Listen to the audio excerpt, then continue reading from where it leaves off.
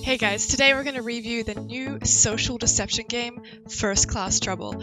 I'm going to explain what it is, how to win, who the crewmates are, who the killers are, how to kill, and my overall opinion on the game and whether you should play it or not. So First Class Trouble is a new 6-person party game where players must work together against each other to survive. You have 2 robot imposters and 4 residents. The goal is to shut down a deadly AI, which is called Kane, and it only came out last week, and you can buy it for $15 on Steam. Before we get into the review, I'm MixTV and I cover social deception games like Among Us, and I create hilarious rivalry stories by role-playing with viewers on Twitch. If that's your cup of tea, please subscribe. Okay, so first up, how do you win? You spawn into the game as a resident or a personoid. A resident is similar to a crewmate in Among Us, so as a resident, you win by killing the personoids and then shutting down Kane on the last level of the map. You can also win by being the last resident standing. A personoid is like an imposter. As a personoid, your goal is to kill all the residents to be the last one standing. There's approximately 12 different ways that you can kill, which I'll showcase later, and man, you can get creative. So with the map, there are 3 levels to progress through, and the last level is where you can shut down Kane. As a resident, there are multiple different things that you need to do. First up, there are key cards. You have to find 3 key cards and put them in the socket next to the elevator. Game will then automatically place you on the elevator where you progress to the next level. Then there are passenger logs. You can find passenger logs around the map and it'll give you clues about who the personoids are. And then you have an inventory. You can pick up items to help you progress. There are defense, utility, or survival items. So under defense, you can pick up champagne bottles and hit people with them to push them away from you.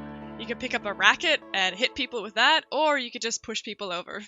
There are also utility items such as the keycard triangulator.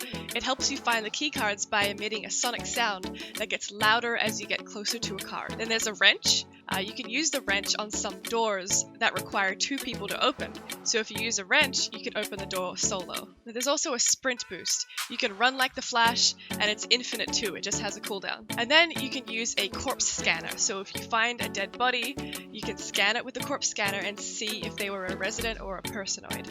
And then you can have some survival items as well. So you can pick up oxygen containers around the map, and you need to use that to stop the oxygen from running out. And then you can pick up a fire extinguisher to stop someone from burning alive. So then we have the issue of oxygen. The oxygen will slowly run out, which you can see as a bar on the top of the screen. You can find oxygen just on the floor or on tables or at oxygen stations. Then you need to go to a station to dispense the oxygen to fill up the oxygen in the room. So you can change your character's appearance. The more you win, the more you level up. And as you level up, you unlock more outfits, which you can customize on the main screen. So then we have meetings. After going into each elevator, the meeting screen will show up. This is the chance to vote out a personoid. If someone found a passenger log, the game will randomize choosing it or not choosing the log. You can then use this information to help vote out a personoid. Alright, so next up we'll talk about the personoids. Their goal is to kill all the residents. There are approximately 12 different ways to kill. There might be more, but this is what I've picked up. So first up, one of my favorite ways to kill is using the syringe. There are syringe stations around the map that only personoids can use. You can take the syringe when no one's looking, and then apply an overdose to a resident to kill them in a few seconds. Right.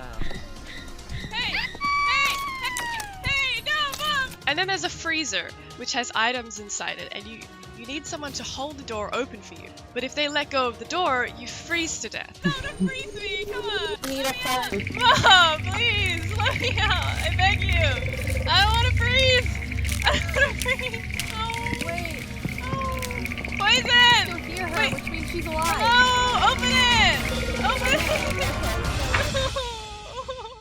There are random fires that are spread throughout the map, and you can push people into the fire and let them burn to death. Or you can push them into the fire and then drown them in the pool if you're feeling a little sadistic. Oh my god! I'm sorry! I clicked the wrong button! I'm sorry! Help! No, I'm sorry! Help! Help! It's me! Me! Help!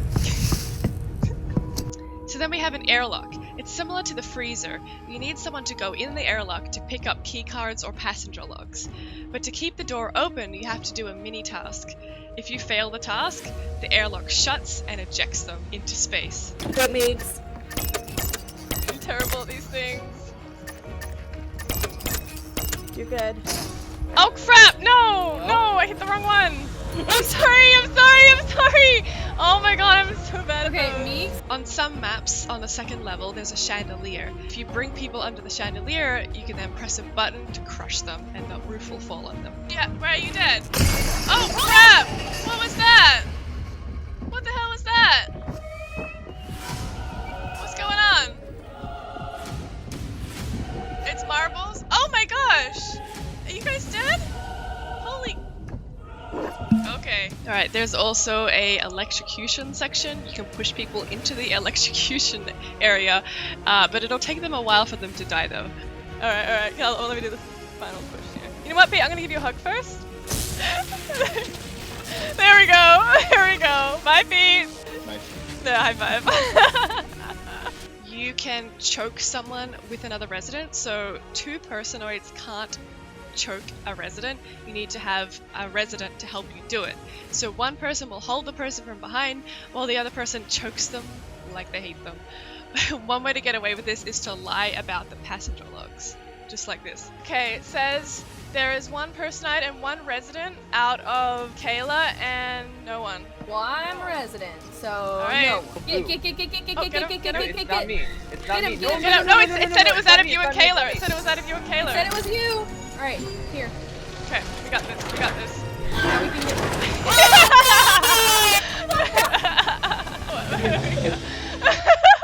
So just like in Among Us, you can sabotage in this game too. So you can sabotage the oxygen and it'll make it run out faster. So on the last level, you can throw someone over the barrier using a 6-pack.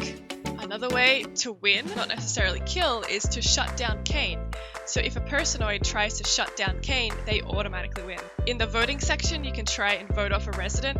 And then as someone's walking across the bridge on the last level, you can let go and make them fall. So personoids also have some abilities. They have X-ray Vision, which when you click on the number 1, it will tell you where all the residents are and where the other personoid is, and it will also show up where the syringes are too. You can also click 2 to have a private voice chat with the other personoid, but make sure no one else is around you or they'll hear you talking to them. There are also teleportation chambers around the map that I think that only personoids can use, where you can quickly move across the map. And you can also sabotage oxygen as well as passenger logs. Alright, so my overall opinion on this game, I think that if you're a fan of Among Us, you're gonna love this game. It's a social deception game with action-based PvP and co-op. I like how this game has a way to defend yourself, unlike in Among Us, so it can create more tense moments as you fight to the death, especially on the last level. I'm also a fan of the fact that there's around 12 satisfying ways to kill people, because you can get really creative there. And you know what? I can't not say that choking, pushing, and hugging people in this game makes for some absolutely hilarious moments. So you're almost always cracking up laughing with your friends. Overall, I give this game a 9 out of 10. I highly recommend it. It's only early access, and honestly, I'm already addicted. If you want to come play this game with me, join my Discord at discord.gg/teambash and send me a message at MeeksTV and we'll find a way to play together. Also, if you want to see some awesome personoid wins, let me know in the comments below and I can make another video. I'll catch you guys in the next video.